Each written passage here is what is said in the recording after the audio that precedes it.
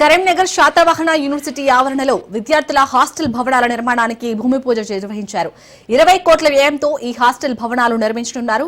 సాంఘిక సంక్షేమ శాఖ మంత్రి అడ్లూరి లక్ష్మణ్ కుమార్, బీసీ సంక్షేమ శాఖ మంత్రి Ponnam Prabhakar, collector Pamela Satpavathi, VC Umesh కుమార్లతో కలిసి శంకుస్థాపన చేశారు.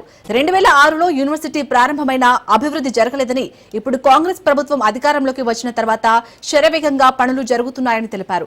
ఇటీవలే ఇంజనీరింగ్, ఫార్మసీ, ఎల్ఎల్బీ కళాశాలలు మంజూరు చేసి తరగతులు ప్రారంభించామని చెప్పారు. విద్య, వైద్యానికి ప్రభుత్వం ప్రాధాన్యమిస్తుందని చెప్పారు.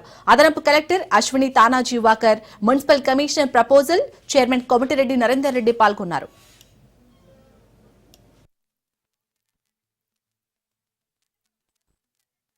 తెలంగాణ రాష్ట్రం ఏర్పడ్డ తర్వాత శాతవాహన యూనివర్సిటీ మేము ఊహించిన దానికంటే అద్భుతంగా అభివృద్ధి అవుతుందని ఆకాంక్షించుకున్నాం.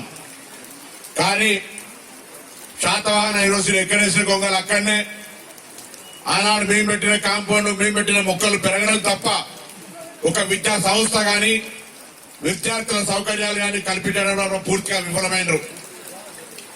మళ్లీ తెలంగాణ ప్రజాపాలన ప్రభుత్వం మీ అందరూ ఆశీర్వచనంతో రాగానే గౌరవ ముఖ్యమంత్రి గారి జిల్లా నాయకత్వం అంతా కలిసి గతంలో జగిత్యాల జిల్లాకు ఒక ఇంజనీరింగ్ కాలేజ్ ఉంది, పెద్దపల్లి జిల్లాకు ఇంజనీరింగ్ కాలేజ్ ఉంది, సిరిసిల్లాలో ఆనాడు ఒక ఇంజనీరింగ్ కాలేజ్ తెచ్చుకున్నారు.